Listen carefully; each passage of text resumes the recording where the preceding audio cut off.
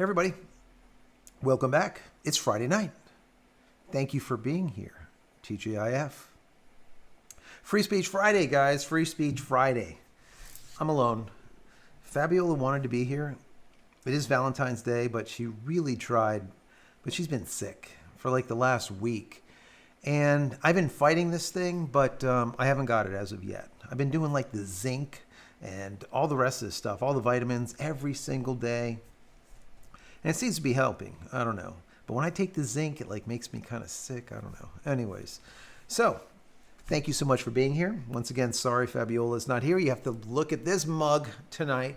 But happy Valentine's Day to all the guys and gals out there. February 14th. It's amazing how time just goes by, right? How are we in February already? Half the month is gone. It's crazy. Let's see. Who's here tonight? Who is here?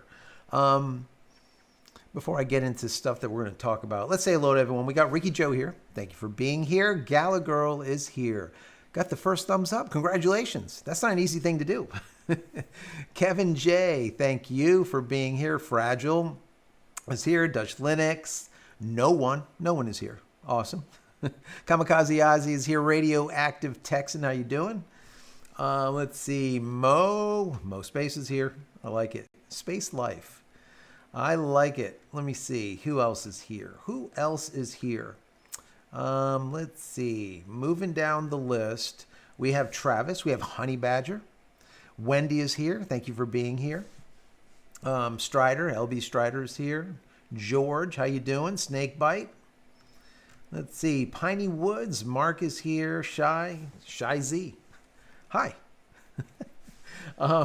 So listen, thank you for being here, everyone. A lot of, I found out in like the last stream, I was looking through like some analytics, and it was amazing to me how many people were here from like other countries and whatnot. So it's amazing. Absolutely amazing. Absolutely amazing. Eric, thank you for being here. W4ORH, thank you for being here. Call signs. Let's see. Airhammer, I like it. Good evening. Let's see. Missing you at the Orlando Ham Show. That would have been cool to go to. It's just, like I said, Fabiola's been sick. I've been here just kind of holding down the fort and trying not to get sick myself. It's been a little bit of a crazy week this week. The kids are sick. The grandkids are sick. I don't know. Everyone's sick. What's going on? My son was sick. Everyone is sick. Anyways, before I get into any kind of topic, I just want to let you know what I spoke about this week. And if you want to talk about any of this stuff, let me know. Number one, I talked about Elon Musk and his $97.4 billion bid for OpenAI. Sam Altman over there, he's just hating it. But yeah, I thought that was kind of funny. Of course, Sam had to come back with, you know what? I'll tell you what, Elon. We'll give you 10%. We'll give you 9.74 billion for Twitter. And he calls it Twitter instead of X. This is the kind of stuff, when you have billions, you could do that kind of stuff. Be like, yeah, I'll buy your OpenAI because you don't want to take care of it properly and you want to do nefarious things with it instead of having it open, as the name refers, OpenAI. You just want to go and close it up and now sell it to the highest bidder, and Elon's really not too happy about it. He was going to actually give, I think it was like $2 billion. I think it was a bunch of money for this OpenAI thing. And he ended up pulling out. He said, no, I'm not going to do it. When Altman started changing what was supposed to go on with that. So that whole OpenAI name was something that Elon came up with. Supposedly there was a dinner with like Elon and Altman and like bunch of other visionaries, and sure damn enough they came up with this OpenAI thing, and now we have ChatGPT and all the rest of this stuff. So yeah, kind of interesting, definitely interesting. Also, I spoke about the new IFT-8 Starship that's going to be launching very soon. We have a date, and it took me a while to get there through this last video that I did, because I went through a lot of the things that are changing. And then some of the things that changed the last time, but they weren't able to test it. And the reason being is it blew up, right? The RUD occurred, the rapid unscheduled disassembly. Boom. So I went through a list of that. I'll go through that, matter of fact, before the end of the show tonight, because a lot of you want to know, like, what is going to change with it. And there's a lot. There is a lot of changes. And I think one of the changes actually caused it to explode the last time. And then today I did one that talked about Bezos. You know how much I love Jeff Bezos and his Project Kuiper complete bullshit. I've said it since the very, very beginning. I said there's no way. This thing is never going to get just off the ground. Literally. It's just not going to happen.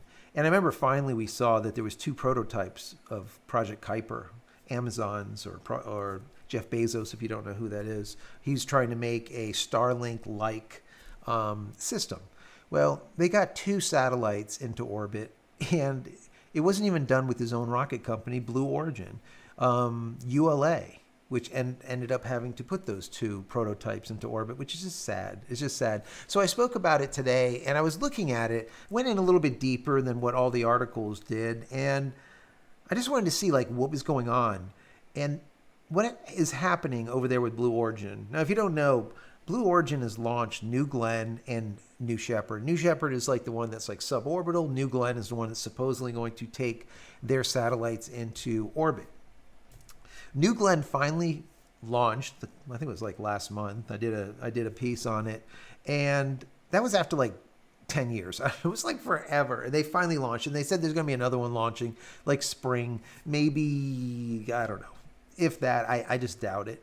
But either which way, I was looking at it, and I was saying, what are they doing over there? They are laying off over 1,000 people. So what I did is I dug in a little bit deeper to see who were they laying off? Are they laying off a certain department, like the R&D department? Like I said in the video, maybe they've done enough R&D and enough testing and putting together their schematics. And they're like, okay, now we want to take that employee base and convert it to actually people making the stuff. Okay, I could see that, but that's not what they're doing. Blue Origin, Jeff Bezos' rocket company, is basically doing a 10% reduction of staff right across the board. Doesn't matter. It's the engineers, it's the scientists, all of the R&D people, of course. It is everyone. 10%, over 1,000 people laid off. So when you see SpaceX with this exponential growth, just adding in hundreds and hundreds and hundreds of new people continuously, right? And then you see Jeff Bezos losing 1,000 people, there's just, it's not going to happen. It's not going to happen. I know a lot of you guys want it to happen, and I actually did too, because I like to see competition. The bottom line is Jeff Bezos' Project Kuiper is not going to be competition. I don't think ever. That's my opinion. Maybe you guys have a different opinion on it. You let me know in the chat. So put a Q before your question, or at JCristina. And if I miss it, I apologize. I will try to get to all of the questions tonight. If my throat starts going, I'm going to be drinking here a little bit on and off. Got a little bit of tea, a little bit of water. I should be good. Let's see. Going up to the top, let's see if there's some questions here. Yeah, Dutch Linux says we're going to use the 1,000 people that were fired by Jeff Bezos to go and work on our bathroom. I think it's a good idea to build that thing out. These people don't have jobs right now. Maybe I can pay them minimum wage, right? I don't know what Jeff is paying them. But everyone's saying happy Valentine's Day. Let me see. Mo Space Life. Yep, happy. I like it. The Cupid's Arrow Day. That's exactly right. Cupid's Arrow. Let's see. Ricky Joe says, how do those special valve stems on car tires monitor tire pressure, and how do they know to alert you when the air pressure is getting low? Oh, man. Ricky Joe, I don't know. No. So basically the way it works is it's a tire pressure gauge, just like you would have like a little digital gauge that you would stick in there. That's what it is. It's a tire pressure gauge, but using RF or radio frequency, it sends and transmits that data continuously to your ECU. It receives it and processes it and says, oh, they're supposed to be 35 pounds. There's now 33. Let's put an alert up and say, go and check this tire. It's a little bit low. The problem with those little stems are that they use batteries, okay? And the batteries can't be replaced by you. So what that means is every time like you have a tire sensor go bad and it says low tire pressure, but you check in, your pressure is fine, you got to go bring it to a place for them to take the rubber off your tire and then replace that stem, put it all back together, and it costs money. Of course it does, because we can't check our own tires. We need it to do it. I don't know.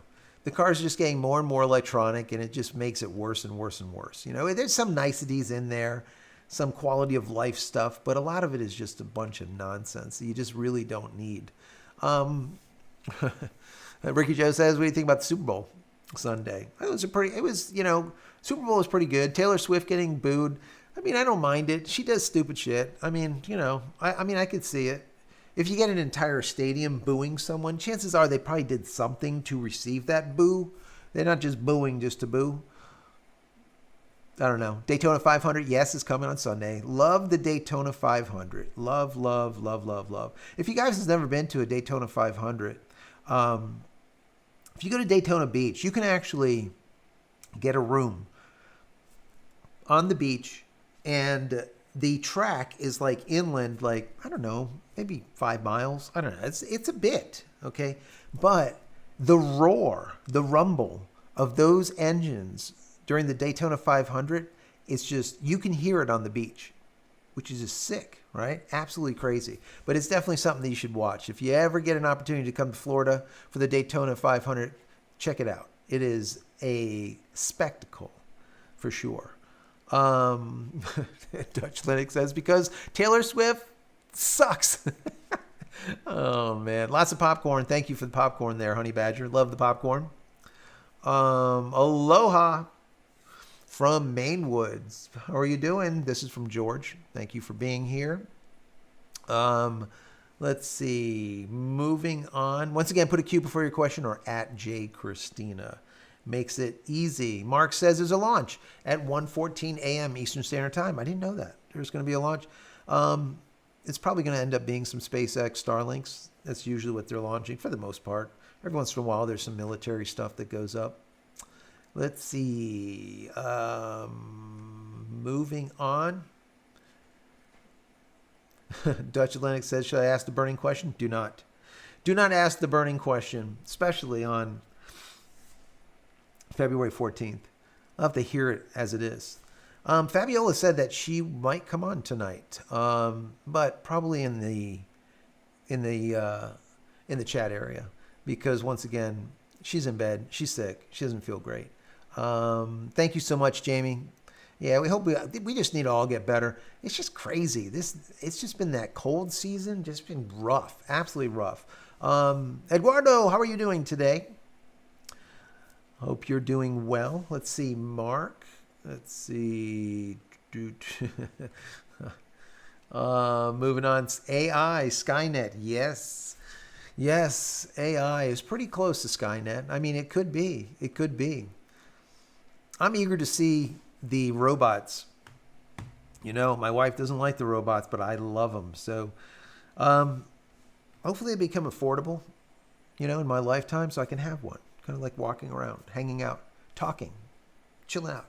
Doesn't have to do much, right? Just wander around, talk to me, I'll talk back. I don't know. I talk to myself anyways, so might as well talk to a robot. Let's see. Moving on. Ricky Joe says, does anyone know what code blue means?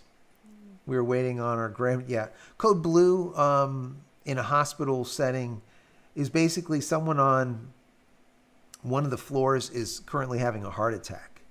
So they would call out a code blue to get a crash cart into the vicinity, into the area, or into the room to resuscitate. Boom, you know, with the paddles. That's basically a code blue. My mother ran the laboratory at Broward General Medical Center for about 25, 30 years or something. And when I was a kid, you can't do that now anyways, but I used to go and hang out in the lab with her. And I used to walk around with the phlebotomists, sitting next to them while they were taking blood, taking those tubes, spinning them down, or taking them and then launching them off into other floors through these centrifuge tubes. They're basically like tubes. You put the blood in them and then launch them to whatever floor you want, as well as reports and everything else inside these tubes.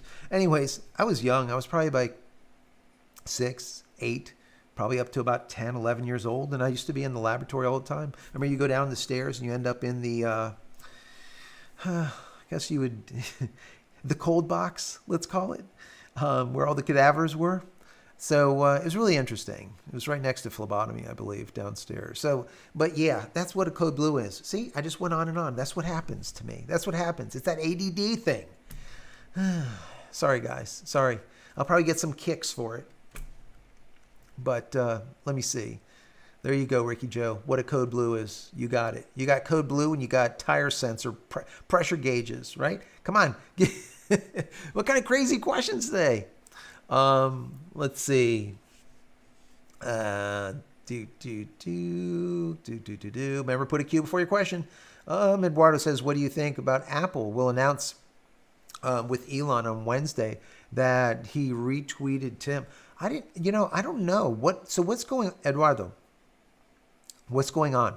What's this, what's the retweet on Wednesday? Tell me what that's about. Give me more information. I probably missed it.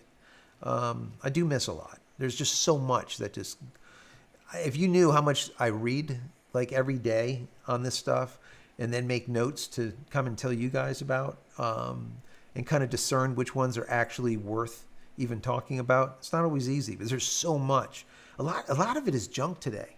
I even spoke about that in today's video. I'm like, you just got to be like really discerning. The YouTube channels that you watch these days, so many of these channels are like faceless, factless. There you go. Faceless and factless. Just a bunch of BS. It's just crazy. Absolutely crazy. If you see a YouTube channel that there's no face on it, it's just like a whole bunch of B-roll and someone's talking, that someone is most likely AI. It's probably not even a real person. I don't know. So be careful with that stuff, because I get these questions all the time. What do you think about the new Pi phone that's coming out? It's $170. It's like, listen, there's no Pi phone coming out, and it's not $179. Stop watching these videos, and you'll be all right. Let's see. Snakebite says Jay wants to ask a question. Quick question, actually, about starting. Remember when you're the Tucker? That I am a trucker and I want to play video games while using that Starlink on the road. So yeah, if you're a trucker, Snakebite, and you want to play video games while you're on the road, if you have Starlink, you can get one of the minis, mobile, with a mobile package, meaning that you can even use it while you're moving, which is unbelievable. I think, honestly, that I personally think any trucker out there should have a SpaceX Starlink on the roof. And if it's not for just having internet access whenever you want it, just for the security and safety of it, there's many times you go into areas where there's no coverage. That means there's no cell towers. Where there's no cell towers, there's no GPS a lot of times, or it's a limited amount of GPS, and you don't know where you're going. There's problems. If you have SpaceX Starlink, you don't have that problem. You have full functionality, just like if you were sitting in an office. Anyways, I digress. Yes, if you want to play video games and you're a trucker and you're in the truck, you can throw one of these SpaceX Starlinks on your roof. You can mount it if you want. Use the one that is called a mini. That one allows you to use battery power, which is like 12 volt up to like 48 volts, something like that. It allows you to use that battery power. And in so doing, you don't have to have an inverter to invert your DC to AC, which you lose like 10, 15, 20%. Depends on how good the inverter is. Is it sine wave? Whatever. So pick up one of those, mount it to the roof, and I promise you will just be in love.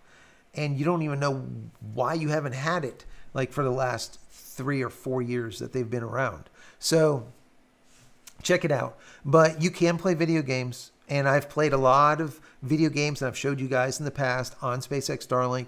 Matter of fact, Elon Musk has a channel that he plays Diablo 4, and Elon plays, what else? Path of Exile 2. Matter of fact, I tried playing Path of Exile 2. People got pissed. Some people liked it. Some people got pissed off. But whatever. And it works perfectly. So yeah, you can do that for sure. Let's see.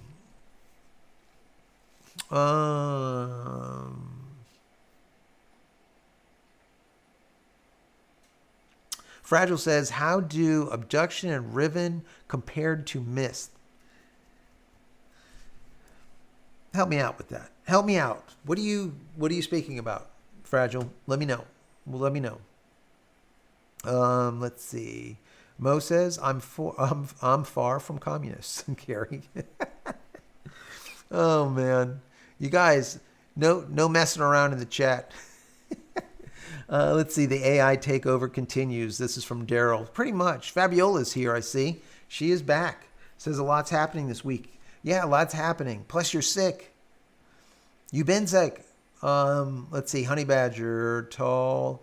Tell your whole family, feel better. Thank you for that. Snakebite says Starlink is pretty good while on the road, and I am getting 30 megabits per second.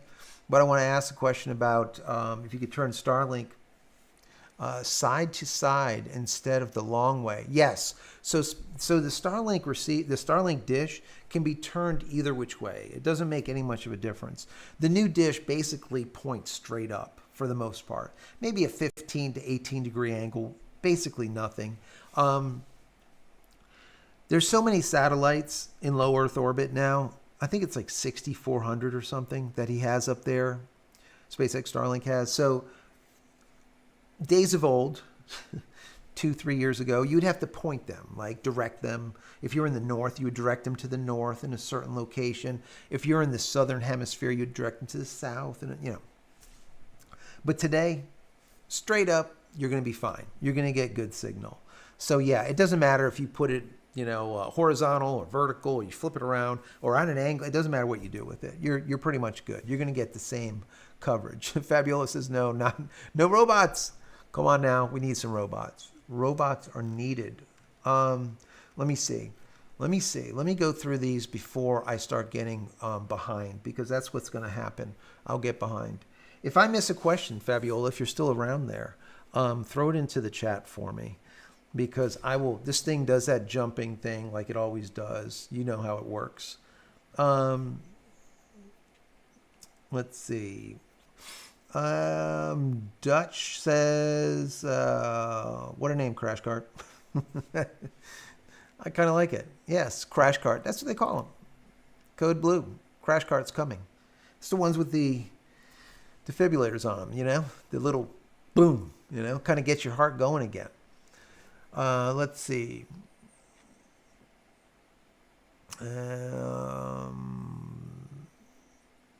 Here we go. One from Life and Death says, factory TPS is a pity.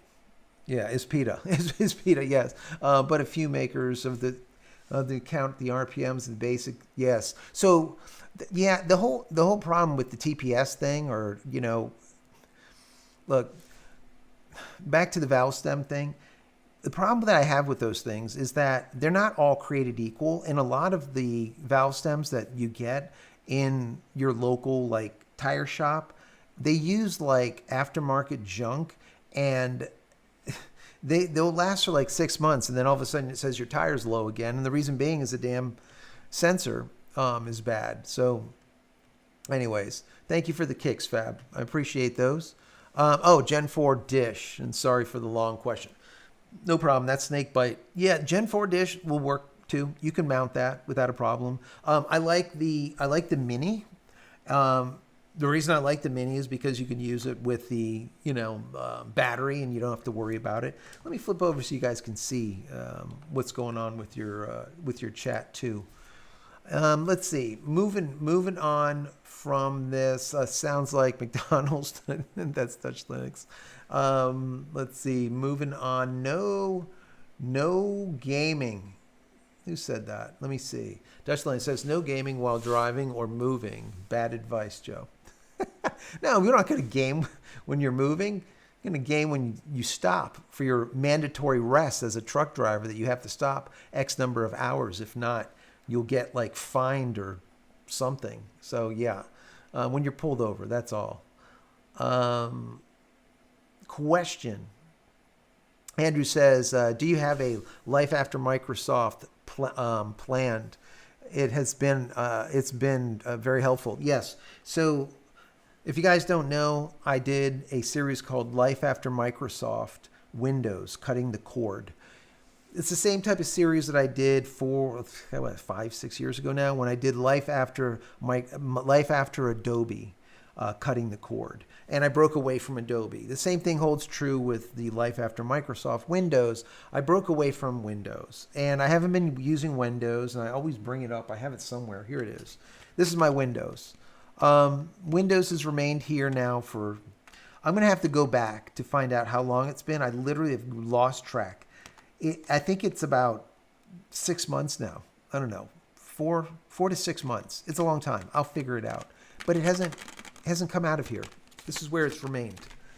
I've been using Linux this whole time. So everything that you see, every project that I work on, every video I edit, audio, any type of photo, anything that I do is done on Linux. And like I said, it's been that way for, let's say, 6 months or so. So yes, I'm going to be doing some more.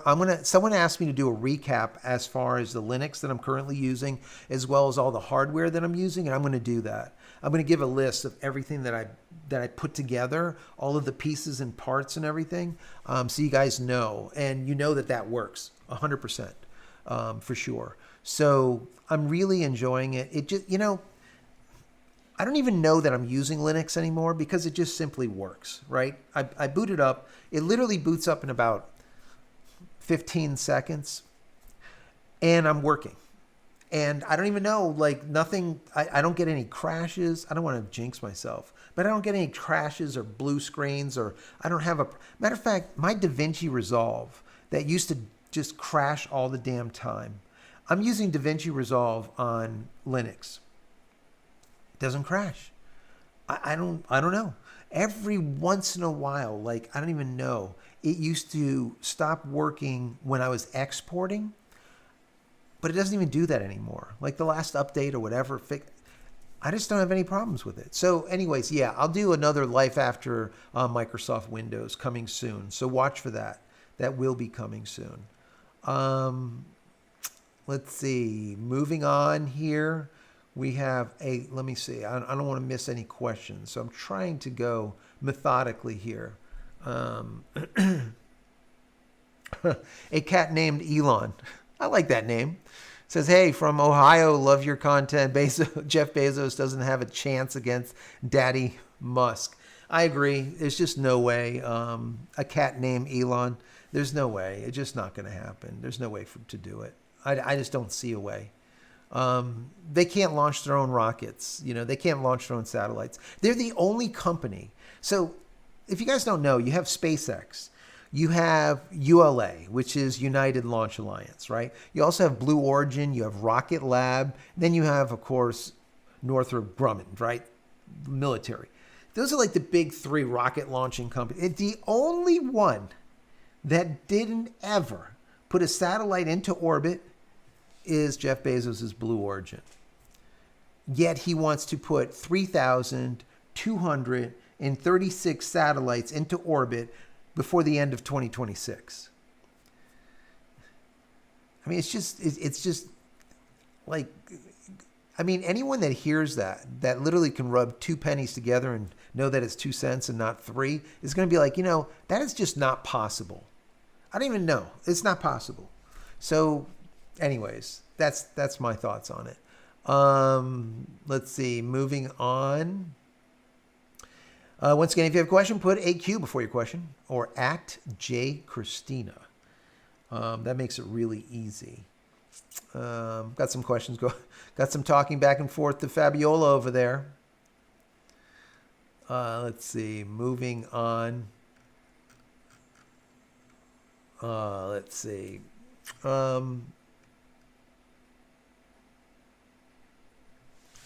Snakebite says, thank you, man. That's why I love watching your channel. I appreciate that. I'm driving right now while I'm watching you. Sorry for the misspelling text. Don't worry about it. When you're driving, be careful. I don't want to see you text and then get into an accident. But yes, thank you for being here. Thank you for listening. Let's see. Fabiola's talking to Honey Badger. Oh, Fragile. Says Myst was a video game I enjoyed way back when, looking for a point and click game. So if you remember Myst, then you probably remember The Seventh Guest. And the other one was The 11th Hour. There's a lot of those games. I sold them all. I used to sell them by the pallet loads. I had a software company for about 13 years, and I used to be basically an international reseller, wholesaler of software. So yes, Myst was a big seller, and also was 11th Hour and seventh Guest and whatnot. Really good stuff. But yeah, the little kind of point around, do things and stuff. It's a fun game for sure. It's got to be free today. I mean, that game, when I was selling it, was probably like $29. I don't know. It wasn't that crazy. It wasn't like the games that the kids buy today, or they're like $60, $80 for a video game. Like, what the hell is going on? So I don't know. Let's see. Fabiola saying happy Valentine's Day to Wendy. Yes, happy Valentine's Day, everybody. Airhammer says Joe seems like a smart guy. I don't know about that. I don't know. Develop a tool to dump the chat file. Yes, that's probably not a bad idea. So there are Airhammer. There are tools that I can use, and I'm thinking about setting something up where you can kind of take the chat and merge it into like this SaaS product, I don't know if it's paid or not paid, but then it can kind of distill stuff down. It can do other stuff in the background and stuff. So I'm going to look into that, because like right now we have 70, 80 people on or whatever. When we do like live shows, when it's like a launch or something, you're looking at this 500, 600. At one time there's like almost 800 people or something here, and it's very hard for me to keep up with. So yeah, when it's just intimate with just us, like under 100 people, it's not that bad. It's not too bad, but it does bounce around a lot. Fabiola complains about it all the time, and it is definitely the case. Why? I don't know. YouTube needs to fix it. They just don't. It's $1 billion company run Google, and what is it? Alphabet owns them. You would think with the just unbelievable amount of money made per minute over there, you would think that they'd be able to put a bunch of kids high on Mountain Dew and Doritos on the damn thing and make the shit better. I don't know. That's just me. Who knows? Maybe they can't. I don't know. Let's see. Question from MoSpace says, how is your internet connection on Linux, by the way? Great. So the internet is currently running on a Raspberry Pi. I took my router out of the loop. I got Starlink running into the Pi. I have fiber running into the Pi, and I have T-Mobile running into the Pi. So, and it's a failover fallback system, and it works perfectly. And the Pi can hold a gigabit without a problem, and I'm literally getting a gigabit on the Linux box without a problem. And Starlink is screaming fast, because if it can handle a gigabit through fiber, I'm getting every single bit that Starlink can offer through it, which is really great. Whereas I know with Windows, man, there was times when I looked at it, I'm like, this isn't right. What is going on? I look at my phone, I'm getting like much faster speeds. What is wrong with this damn Windows shit? I don't know. Anyways, that's for a whole nother discussion. Let's see. Moving on, Dutch Linux says, that is the thing that Linux, once you use it, you do not realize that you're not using Windows or wind blows. Absolutely. Editing on Linux using DaVinci while watching this. There you go, Wendy. You know what? Wendy, are you enjoying editing DaVinci on DaVinci Resolve on Linux? Are you enjoying it? I'd love to hear your opinion on it. Does it crash on you at all? What version are you using? I always like to hear people that are using the same type of things that I am, and just to get their take on it. MoSpace says DaVinci Resolve crashes due to damn cache. RAM, it is a RAM hog. So yeah, if you don't have a lot of RAM, I mean, you can assign it a certain amount, but once you get too low, it starts running like crap anyways. So, RAM is so cheap today. I would say just populate your motherboard, fill it up, fill up all those slots with RAM. I mean, it's really cheap. It's really cheap now. It's not the way it used to be. So anyway, something to look into, adding more RAM. No one says, can you add the control you use to play games?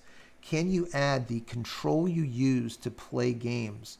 No one? Which controls are you talking about? Are you talking about like like adding in like an Xbox control or a PlayStation control and play video games? Or what are you referring to? Just throw in another question and just clarify it for me. Mark says, I cheer for Rocket Labs. Rocket Labs is doing the thing.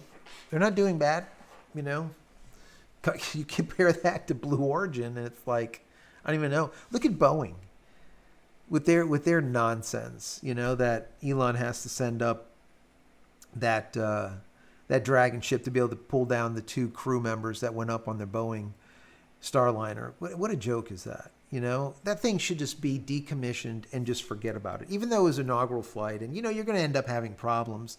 But it's not even about that. It's about them spending billions for this bullshit that didn't end up working, was leaking helium, and then the thrusters didn't work. I mean, there's got to be a limit. And, yeah, the amount of waste that these companies, it's just, can you imagine if we wasted money like that? I mean, we would just be sitting on a corner someplace, kicking a can. I mean, it's just crazy, the amount of money that they just, I don't even know.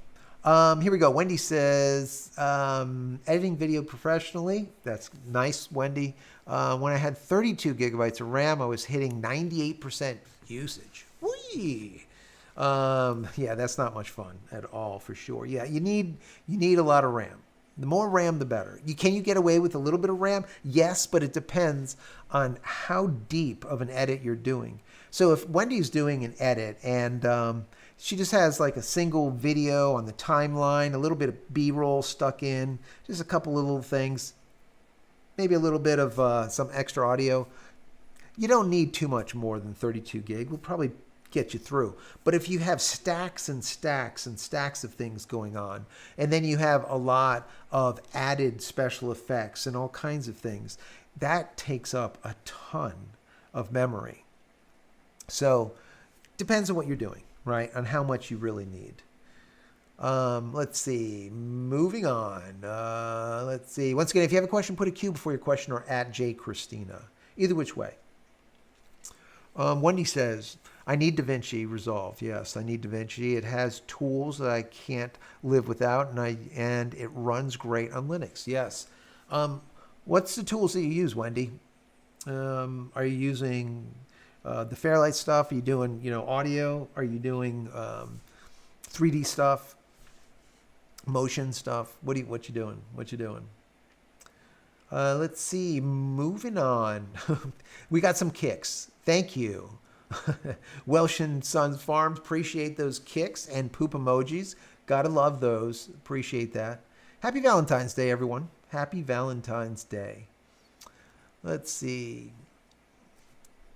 A cat named Elon said this question.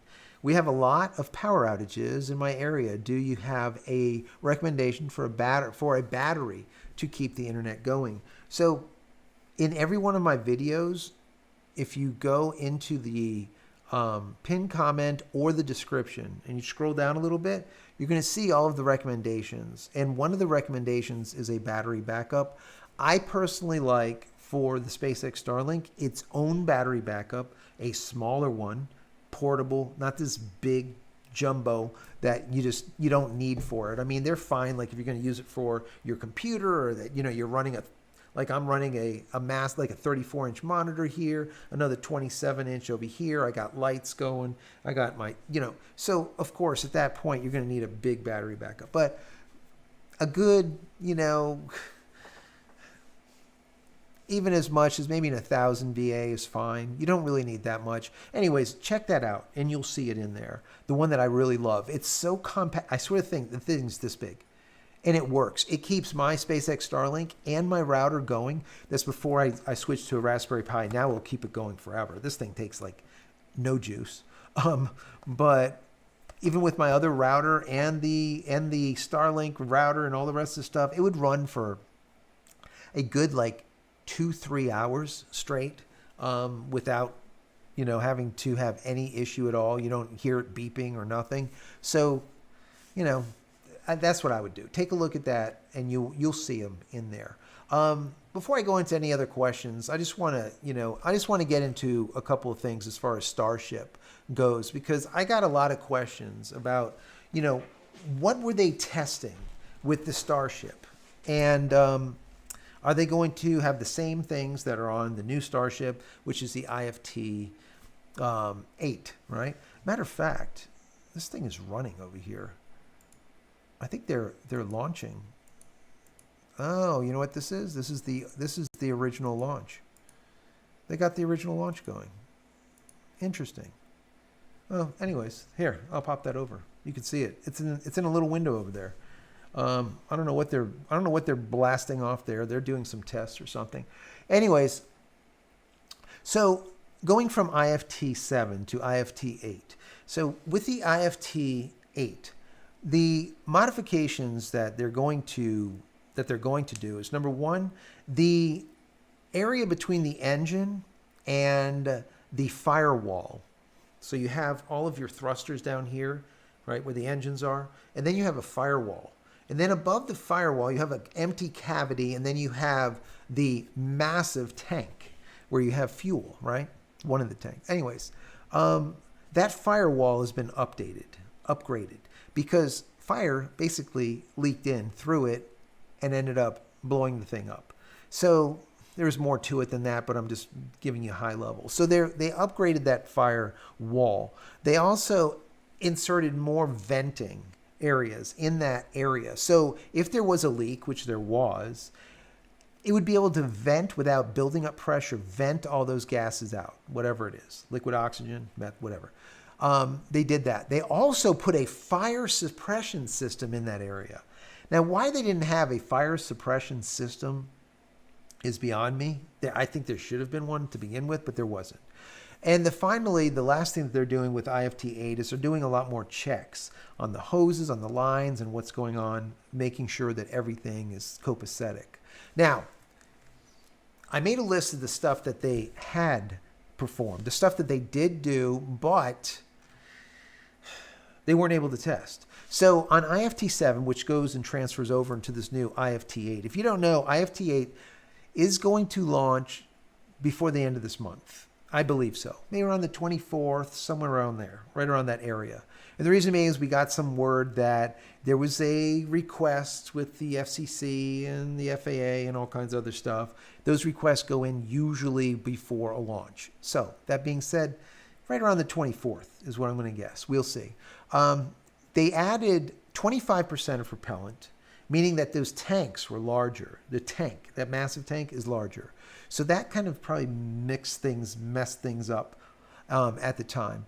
Also, they ended up putting vacuum hoses around their hoses, which is a really cool thing. So if you have a line, right, that has supercooled fuel going through it, well, if there's heat pushing on, there's heat over here, it's going to heat up that fuel. And in so doing, it causes pressure and it has to blow off, right? That's what you see, like pouring out.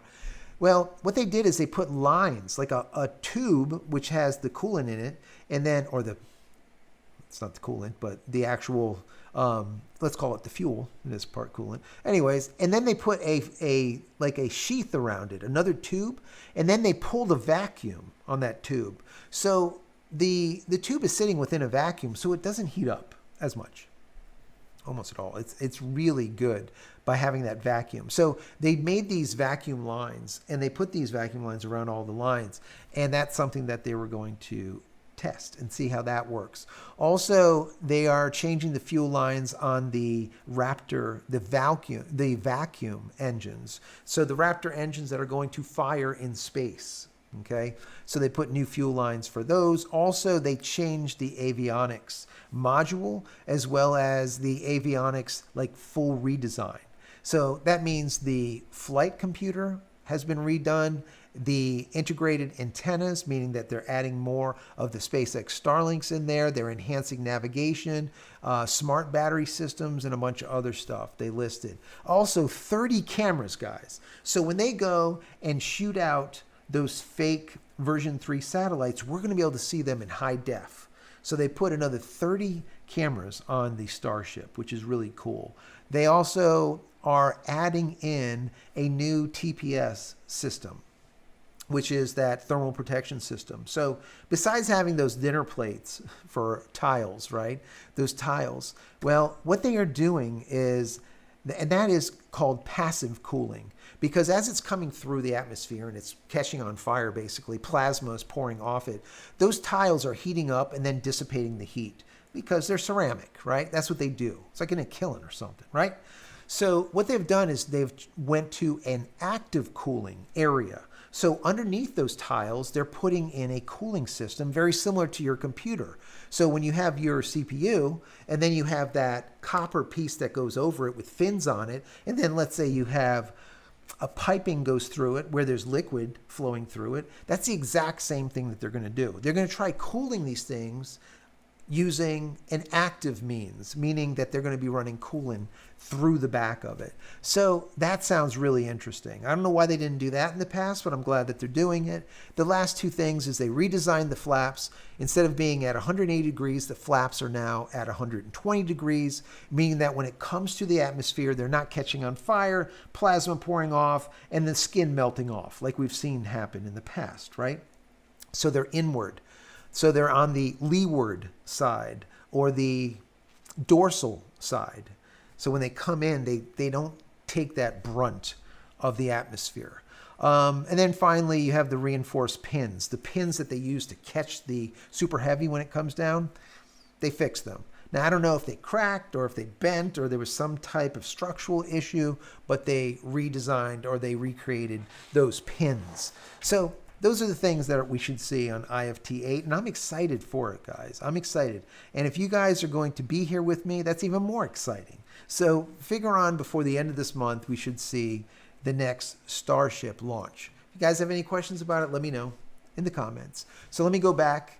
I just wanted to break that down for you because a lot of people were asking me on the last one, like, what exactly are they doing? Well, that's what they're doing. Let's see. Moving on, if I missed your question, because I probably did because I just did an entire run-on, I appreciate you just putting it in there again. Let me go up a little bit and see if I see how much I missed. Fabulous says, love the 7th guest. Do you remember that? Man, do we sell a lot of 7th guests? And the 11th hour was awesome too. That was actually the sequel to 7th guest was the 11th hour. Spooky. It was spooky. Let's see. Nvidia. Wendy, go with an Nvidia 40 series. Yep.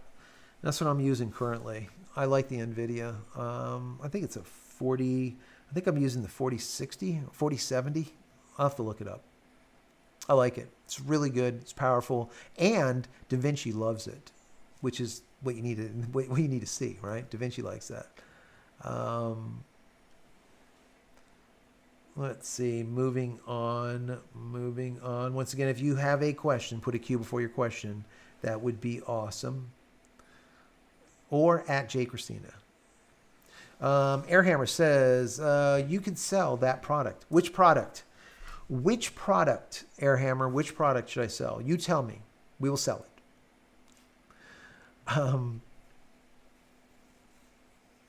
Snakebite says, I'll never go back to Microsoft. Yeah, I think once you leave Microsoft and you see that, it's not that scary and your stuff just works, why go back? I don't know. To be spied on all the time, to be sold to all the time, for them to tell you that you're stupid and that you need to do this, this, and that, we will save you from your stupidity. It's like, just stop already. Just stop. Let's see, moving on. Mo says, Windows is too complex. It drains the driver. Yes, it does. Share, like. Yes, Fabiola. If you guys get an opportunity, get a chance. Share, like. Do all of those things. There you go. Subscribe, share, like. All of that. I would appreciate it. Let's see. Moving on.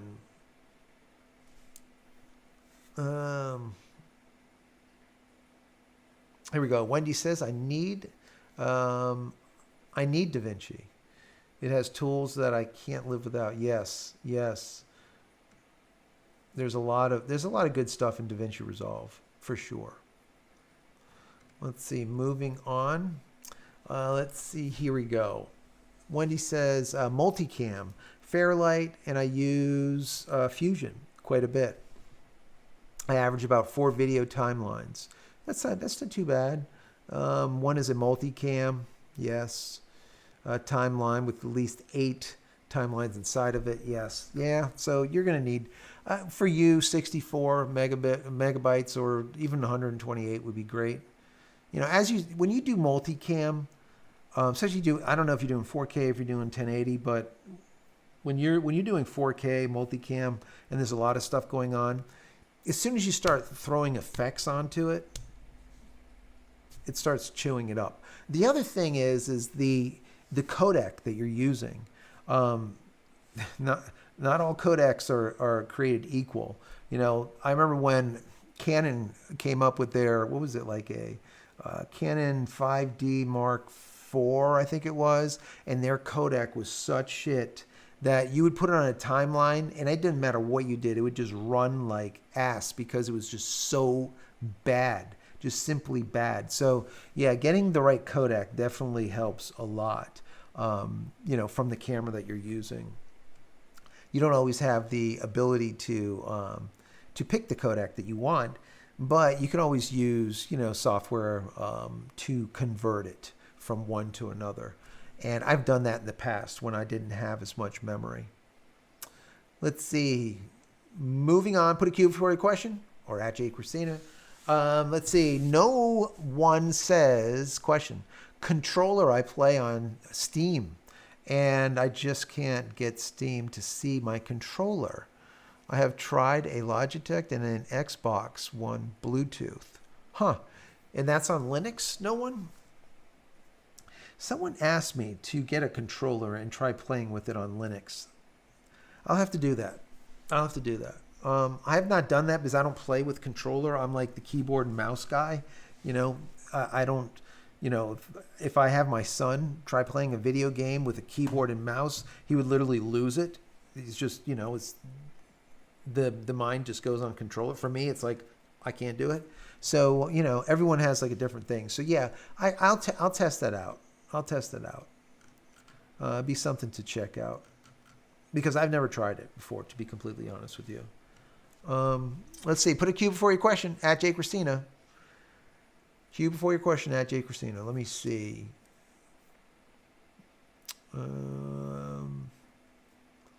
Moving down here.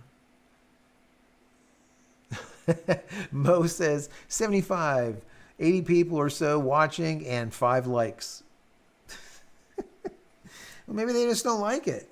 If you guys don't like it, give it a thumbs down. I actually like that, Give the video a thumbs down. That's cool too. It's funny, like, people don't realize this, but YouTube doesn't care if a video has thumbs downs or thumbs ups. They view it as interaction and they put more weight to them. So if you give if you really don't care about a video, don't do anything. That's worse on the channel than giving it a thumbs down. Just so you know, the way the algorithm works, it actually likes it that people are taking the time to interact, no matter if it's negatively or positively. Don't ask me. That's how it works.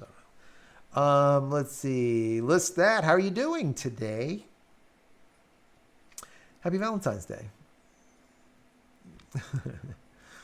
Um, moving on. Put a Q before your question at JCristina. Q before your question at JCristina. Let me see here. Let's see. Airhammer says, Joe, I was suggesting that if you made that tool to capture the chat, oh, I see what you're saying, and view it at your pace, it would be a product that others would want. Yeah, so there is stuff, like I said, there's things like that already out there. There's SaaS products, I believe, that are out there that will capture this and do all kinds of crazy stuff already to it. So it's not just a chat, but like if someone does a super chat, you'll be able to thank them automatically or shoot off like a rocket or something like that. All kinds of stuff. So I'm going to look into some of that to kind of make it fun. But you know, we'll see. Maybe this week coming up, I'll look into some of that stuff. Let's see. Moving on. Cue for your question at JCristina. Let's see. There should be a generic driver for the controllers in Linux. There should be. There could be. Matter of fact, there's proprietary drivers on Linux that people wrote that are now open source. They just basically duplicated the drivers. A perfect example is with the Stream Deck.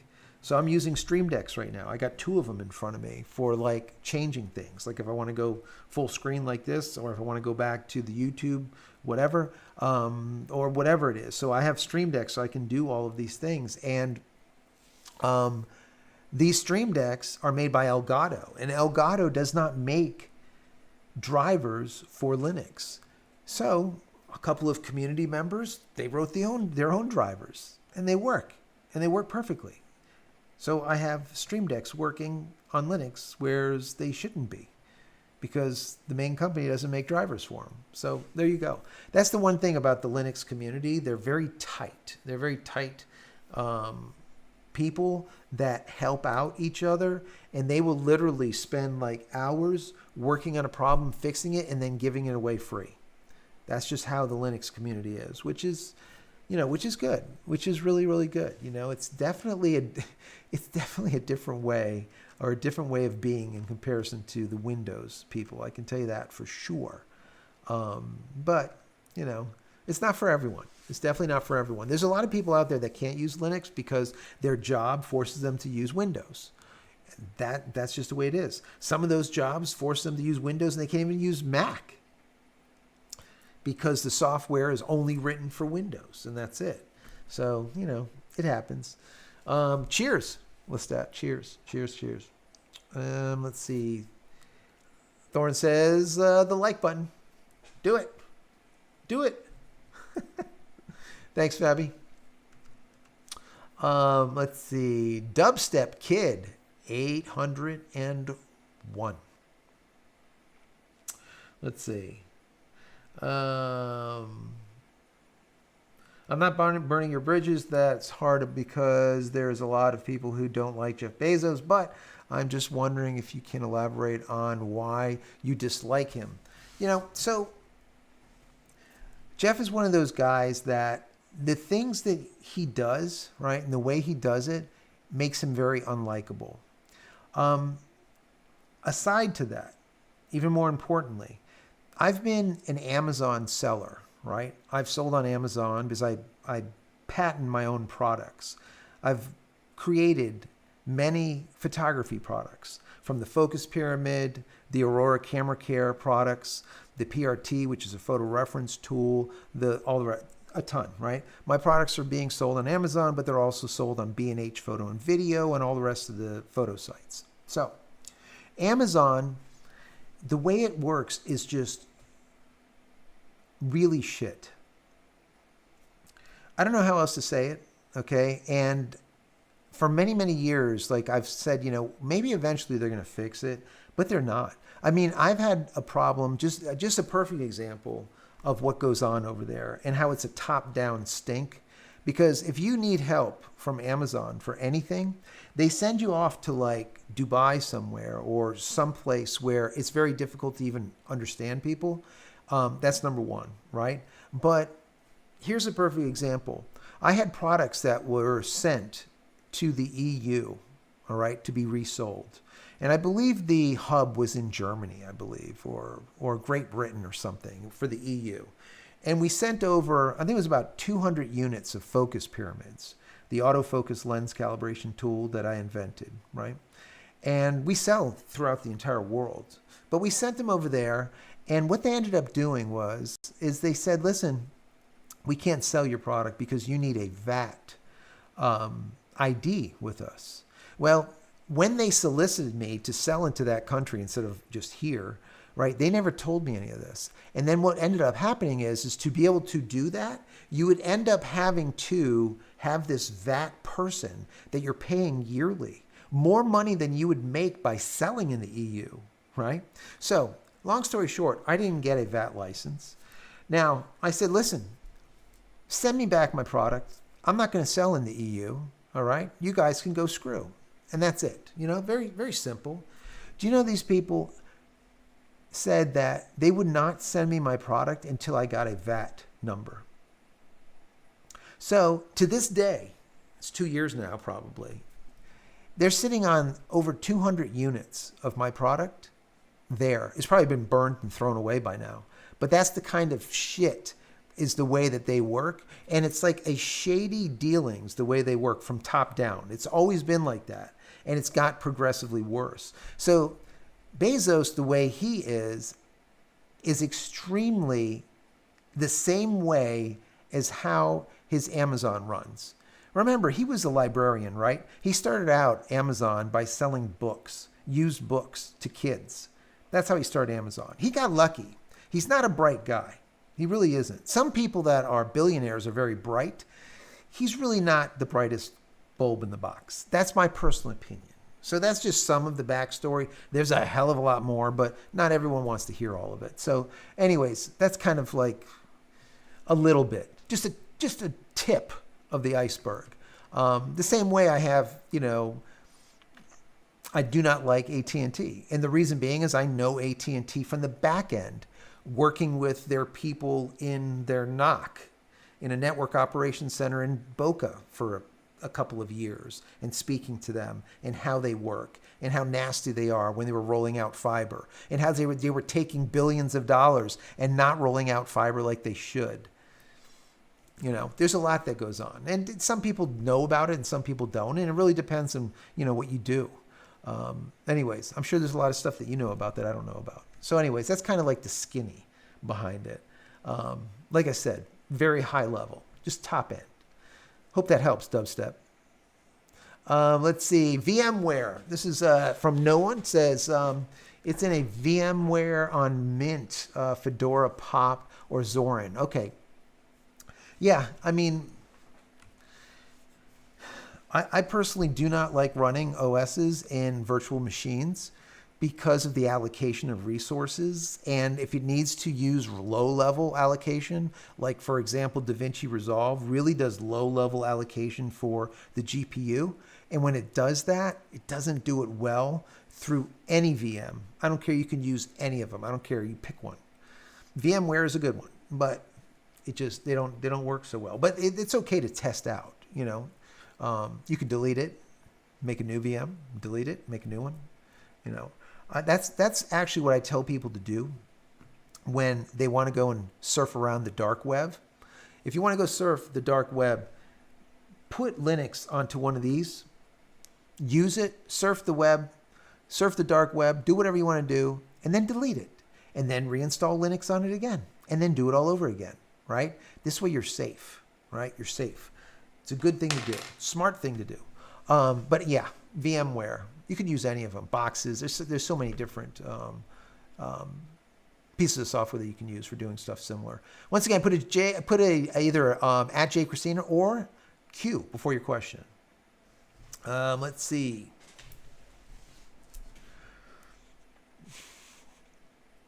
Jackson says, do you suppose that AI will be able to write an OS or an operating system? Yes, I do. As it is right now, AI is combing through a lot of the underpinnings of many operating systems to see if it can fix code, and not just fix it, but optimize it. So if you're a programmer, you know that you can do X, Y, and Z with this much code. And if you're really good, you can do the same X, Y, and Z with this much code. Okay, so that's what AI does. It does a lot of optimization and reworking of things so that it finds ways to make the software smaller and run better, faster. But yes, it can actually write software for sure, without a problem. Now, there's some software it can write better than others, and you really need to use a model that's trained on software. A lot of people think that you just use ChatGPT, version 2, version 3, whatever, version 4, and say, listen, I want you to write me. It can do an okay job, especially for testing and debugging, but from scratch, it can. But is it perfect? No, not yet. But it will be. And will it be able to write an OS? I absolutely, without a doubt, it will be able to. Let's see.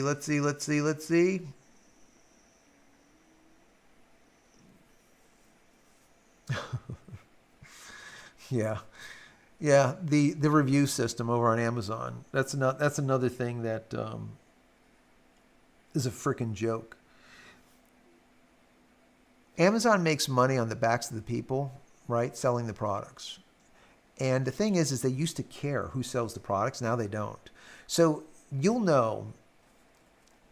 I'll give you a perfect example, and you'll see this all the time. You see a product, let's say it looks like this, right? You go onto Amazon, you search for this product, and you see this product listed for, let's say, $50, and then one for $49, then $47, then one for $45 minus 5%, then $42, and it's all different companies, right? But you notice like the image is very similar, and then you go into the writing that's behind it, and you notice that the same word is misspelled every time. You know why? It's because there is 10 companies in China selling the same damn product under 10 different names. Why do they do it? The reason they do it is so someone like me, like in the US, trying to sell this product can't. Because the entire first page that someone looks for this product, the entire first page will be all the same one company, but 10 companies. You follow me? And Amazon knows it, and they just let it go.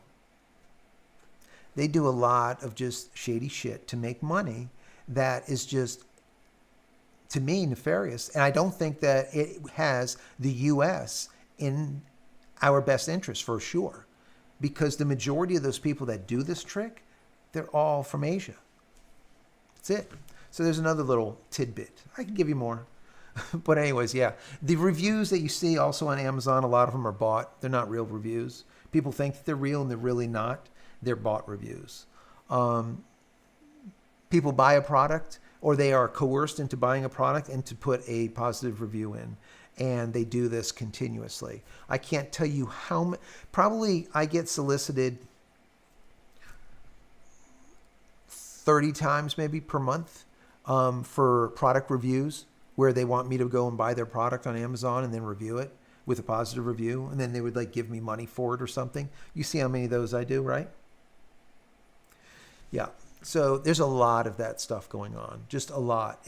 And the thing is they know it. It's one thing if it was like something that was like really underhanded and sly. It's not. It's in your face, and they know it. When you talk to the people, they're like, "Yeah, we know. There's not much we can do." It's like, "Yeah, no, there's stuff that you can do. You just don't because you want the money." So yeah. Tim says, question. I know you had talked about it.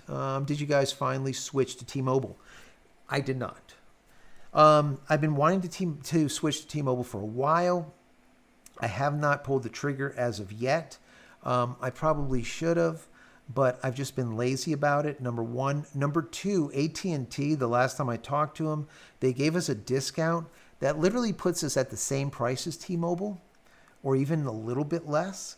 So it doesn't really make me want to switch right this minute, but I think we probably will still. And the reason being is AT&T in my area has become such garbage that we kind of want to switch because of that. So it might happen in the not so distant future. And also we'll be able to use Elon Musk's SpaceX Starlink if we're using T-Mobile, right? Which is cool. Let's see. Most of us remember when I mentioned something about liquid coolant and heat pumps and vacuum seal in the past comments. Yes, absolutely, Mo. That's the whole thing. Elon Musk is really good about that. He's a very smart guy, unlike Bezos over there. He actually will sit there, and I remember watching an interview, and the guy was interviewing him and said, why do you have like a cooling system here but not there? And Elon sat there, literally went silent. The video, like silent for like a good 15 seconds. Solid. Maybe 20. And then he came back and said, that's a really good idea. We should do that. And literally by the next advent of the next IFT, sure enough, there was a coolant on both Super Heavy and on the Starship. So it's like he's just, it's a different caliber of brain, different caliber of brain. And it's definitely one that's not. He doesn't have something like on his shoulder that he's constantly have to flick off, right? He doesn't have that issue. He doesn't have that problem. He doesn't have that chip on his shoulder. He's like down to earth, and he really, if you come up with something that is definitely smarter than what he has in his head, he will analyze it, and if you're right, he will take it. He'll be like, yes, you're right. A lot of these people will not do that, They just think that they're geniuses and that no one else is smarter than they are. And that's not the case. I don't care how smart you are. There's always someone smarter. It's like if you're a boxer, you hit hard, but there's always someone that can hit harder, right? There's always someone. Let's see. Mo says run a VPN via Raspberry Pi. Yeah, you can run ad blocker. Right now on my Raspberry Pi, I'm running OpenWRT, and I'm running MWAN 3. For doing the multi-WAN 3 actually in here. Once again, fiber, Starlink, and T-Mobile coming into here as a router. But yeah, you can use it as a Pi. You can run Pi-hole on it. You can do, ad blockers and all kinds of other stuff. So yeah, good stuff. I love the Raspberry Pi. The Raspberry Pi is literally a $60 machine, $60 computer that you can just do everything with it. I mean, my game console that I built, my son and I, it's like 7 feet tall, right? With the controls and all that. Some of you guys have seen me play on it. That thing has a single Raspberry Pi in there and over 14,000 games, video games on there. All the old ROMs. Pretty cool stuff. Let's see. Guys, listen. My throat is just about gone. And I know that I'm going to start fading. So any other questions, throw them in there now. And I'll probably call it like in about 5 more minutes or so. So that I can give the throat a little bit of a rest. Dutchland says Amazon is becoming more like AliExpress and Temu. Lots of crappy stuff and fake reviews. Dutch Linux. Absolutely factual. Absolutely factual. And the problem is yes, they're moving into this AliExpress type of Temu garbage, but they don't need to.